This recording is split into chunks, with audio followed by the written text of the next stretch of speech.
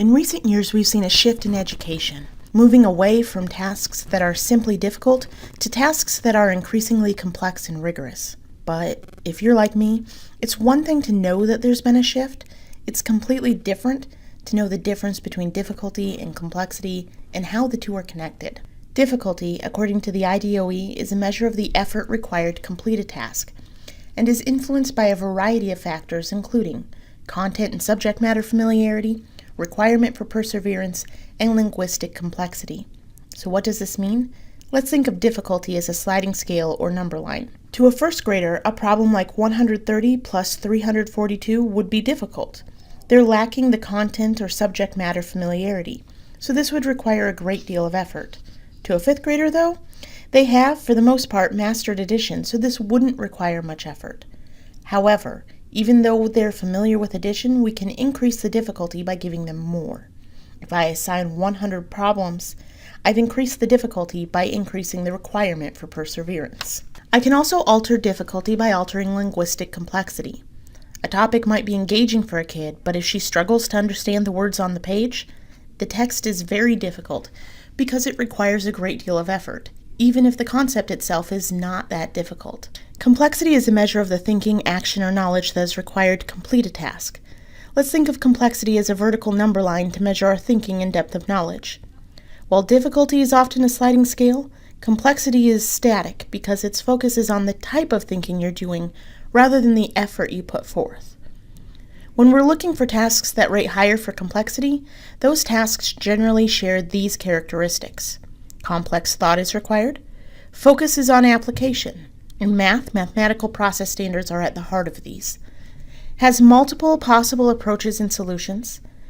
Students need to determine what procedures or processes to use. And it's worth an explanation, how and or why. 130 plus 342 represents a rote skill. If we go back through our checklist, we can assess its complexity.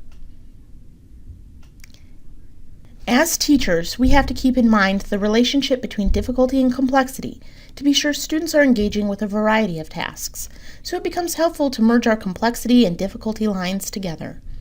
What we end up with is what education researcher John Hattie refers to as the complexity quadrant. This complexity quadrant helps us to balance our activities and student tasks. 130 plus 342 is a fluency task.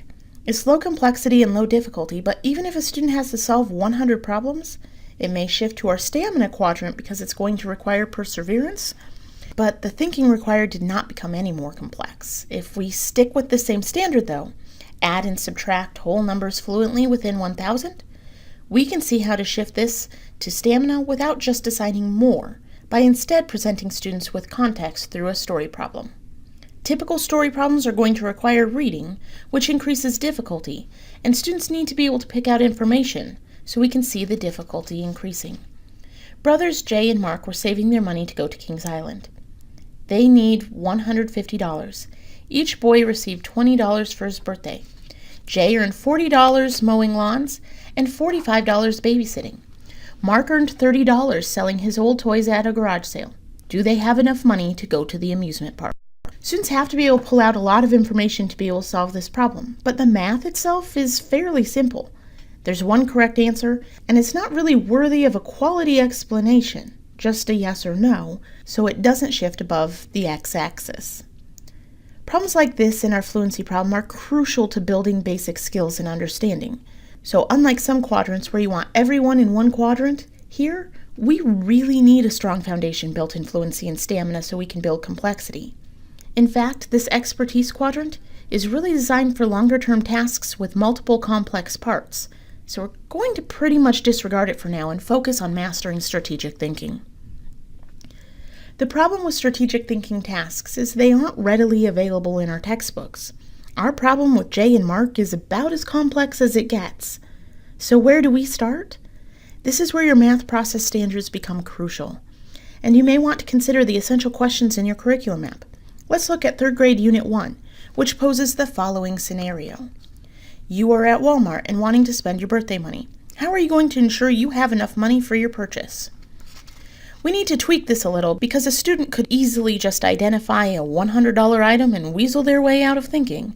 But if you provide a list of items, with prices and require students to spend all the money?